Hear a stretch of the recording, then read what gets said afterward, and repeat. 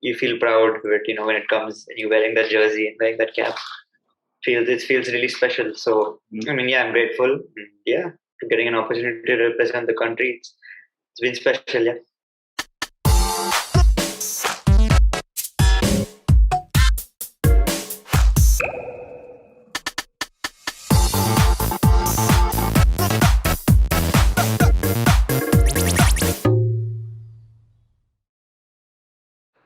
What's up, guys? Welcome back to Life in the Pits Season 3. In this week's episode, we interview Varun Nayanar. He's an international under-19 cricketer for India and made his international under-19 debut against South Africa, amongst several other amazing accomplishments. I had a great time talking to him in this episode. Hope you guys enjoy it. So how did you start your career? My cricket career, I think, started when I was obviously, any kid starts in their house. So, with dads throwing tennis balls inside your inside your corridor and what else. And I joined an academy in Dubai called YTCA.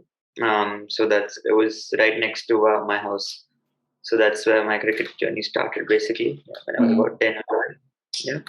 Yeah. You made your under-19 debut against a big nation like South Africa. How was it making that experience, and what was your emotions for the entire day? Yeah, I mean, it was something that I didn't expect at such a young age. Obviously, I never thought I'd play for India that early, at least. I mean, it wasn't even part of my plan. I was just going with the flow, and then I mean, you feel proud of it, when it comes and you're wearing that jersey and wearing that cap. It feels really special. So, I mean, yeah, I'm grateful. Yeah, to getting an opportunity to represent the country. It's been special. Yeah. How do you control your nerves and emotion on the big day? I mean, I'm not gonna lie. I mean, the night before, so they tell us that if you're playing or not the day before the game. So when they told me that I was playing, I mean, I don't think I slept properly that night. If I'm not wrong, yeah. I ended up waking at around 5:30, and the bus was leaving around 7:30 only. So I mean, yeah, I couldn't sleep that well. But yeah, I mean, it was tough to control the nerves. But once you entered the field and you got used to, once it was there for like 5-10 hours, then it sort of became easier, just like any other game. How did your friends and family react after you got called up? I mean, yeah, that was pretty shocking to everyone. A lot of my friends, and I getting messages from a lot of coaches and friends and family. Yeah, everyone was surprised, and yeah, I mean, it was a big moment for all of us. First someone representing India, no one expected it. So yeah, I mean, everyone was proud, and yeah, it felt great at that moment. You trained under the great Rahul Dravid. How was it being under his sort of guidance, and what sort of things do you learn from a legendary cricketer? Yeah, so our first interaction with him was, I think, couple of days. I think it was a day. It was the day of the first game.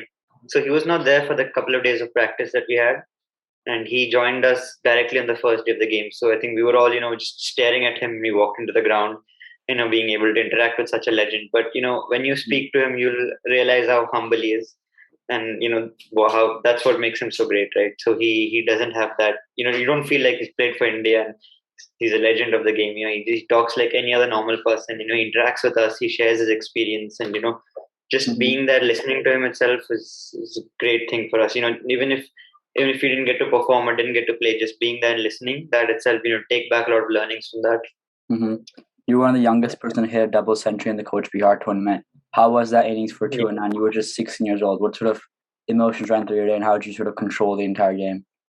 To be fair, yeah, I was in the back of a good season in an under 16, and going into the under 19 game, I remember, I specifically remember the coach telling me, just take it as any other cricket game. It's just a bat ball contact. Just take it as any other game. So that's how I walked into that game. To be honest, I didn't feel any pressure at all in that game. I mean, usually, coming in your first under 19 game, you usually do feel pressure, but I felt like there was no expectations on me. There was no, like, I'm playing the first time, so no one expected anything. Even if I didn't get runs, not a big deal, because.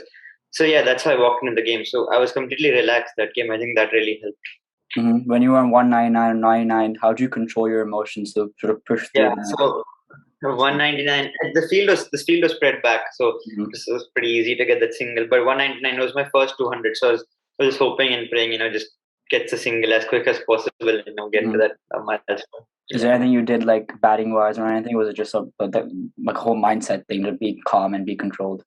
Yeah, it was more about trying to stay in the present and just sticking to my game basically. Not trying something else.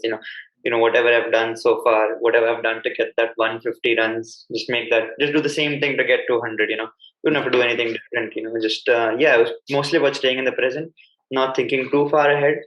So if you're batting on 50 or 20, not thinking about the 100 there itself. Just taking it one ball at a time and going with the flow. I mean, I wasn't thinking too much. I was just batting, just seeing the ball and playing. There was nothing running through my head at that point. You were And I recently was lucky. named. Sorry, go on. Yeah, I was lucky enough to have a lot of experienced players with me. Like so, there's a guy called Vatsal, and he was a captain of our team. So he was batting with me at the same time. So he was able to calm me. I was able to calm myself with him on the other side as well. Knowing that experience is there. Mm-hmm. Yeah. So you were recently named the Kerala Ranji Probable teams. How was it being named the senior squad? And you were one of the youngest people there as well. Yeah, that was yeah, it's something that I've always dreamed of, at least for the last couple of seasons. Trying to break into the senior team squad. That's the next step after the under 19 cricket. That's your next step as trying to become a cricketer at least. Yeah. Mm-hmm. So yeah, I wasn't thinking too much. I was trying to go in and trying to learn as much as possible from the camp. A Mm-hmm. lot of experienced players, Sachin, Vivi, Srishant, all these guys, trying to just learn as much as possible, take back with me whatever I can, Mm-hmm. and use my game. Yeah, that's all. Mm-hmm. How was it managing your education in Dubai and while playing cricket in India, while playing cricket in Dubai as well? What sort of struggle was that? And what sort of things you learned? In the beginning, it wasn't that easy, but then my school was had so a lot of support. They supported me throughout the time. I remember teachers staying late and trying to teach me. Getting on the phone call and helping me catch up with my missed classes and all that. So yeah, from school's point of view, there was a lot of support. So I think that was one of the reasons it became easier for me. Mm-hmm. And yeah, you require to put an effort. You have to, as a cricketer, you have to sacrifice quite a bit. So, along with studies, so you'd avoid going out and spend your free time trying to catch up in whatever you can. Yeah. But Mm-hmm. and the subjects I took were manageable as well. I had to specifically choose stuff that I can manage in terms of subjects, in terms of choosing subjects which I can read and study. Mm-hmm. That was one thing that I did. Yeah, that was about it. Yeah. What sort of advice would you have young people who want to find that balance between education and cricket? Yeah, see, I think a lot of kids they focus too much on one thing. Try and take both along with you, cricket and studies. Because it's not, even if you do become a cricketer, education is still important. That's what at least that's what my family has been telling me. So whatever you do, you have to keep. Even if it's not college education, you have to keep learning somehow. Some sort of education is really important. Yeah, it's about prioritizing the right things. What do you want to do? What's more important for you in your life, in your future? I mean, if is it going out, is it staying up late, or is it your studies and your game? So that's something that you can do as a youngster. How do you motivate yourself on the bad days, sort of push forward and keep working hard and keep all that stuff? Yeah. So I mean, as a sportsman, you out of 365 days, I think you'll have maybe 30 to 40 good days. The rest of the days will be bad. I mean, Mm-hmm. you take any cricket or any batsman's in, you have 10 innings. How many hundreds do you get? Two, three at the max. There's 7 innings of failures. So I mean, as a sports person, you have more failures than success. That's a normal thing. So it's about understanding that success will eventually come if you keep working hard. Mm-hmm. It's about staying in the present. That's something that I've really tried to focus on, staying in the present. So even if you have a good day, even if you have a bad day, it's about staying in the moment. Not being too excited when you have a good day, not going too down as well when you have a bad day. That's something that I've tried to focus on. Mm-hmm. We have a rapid fire round in life being the pitch. Who's your funniest teammate? Funniest teammate, Rajvardhan. Okay, what's your first memory on the field? First memory on the field, fielding at fine leg, third man as a young kid. Who do you hate facing the nets? Specific bowler or Any specific bowler? any specific bowler. Probably the part timers, that ones that just toss it up and Mm-hmm. those type of What's your most iconic moment in the field, or one that you always remember? yeah, I think walking out to bat for India, finishing the game for India. Actually, it was about 2 to win, and I hit a boundary to win the Test match. That was something that I always remember. What's one international player you would love to bat with? Kane Williamson. Okay, if you weren't playing cricket, what would you do? Oh, that's a tough question. I have no idea. I cannot live without cricket. Do you remember the first century you picked up, or the first like major milestone? Yeah, under 14 district matches, that was the first time I got 100. It was pretty special, yeah. What's one life lesson cricket taught you? Staying disciplined and staying in the present. It's two very important things to stop. Would you rather bat with the other hand or bowl with the other hand? Bowl with the other hand. Okay. Play T20 cricket or 50 over cricket? 50 over. Or play the 100? 50 over. 50 over cricket. Okay. Bat at Lords or SCG? Lords. Okay. Take a fifer or score 100? 100.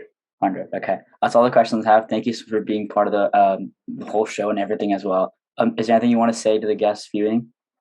Yeah, I mean, thank you for inviting me. This was a lovely interview, and yeah, that's about it. Hope it grows bigger and bigger. Cheers, man. Thank you so much.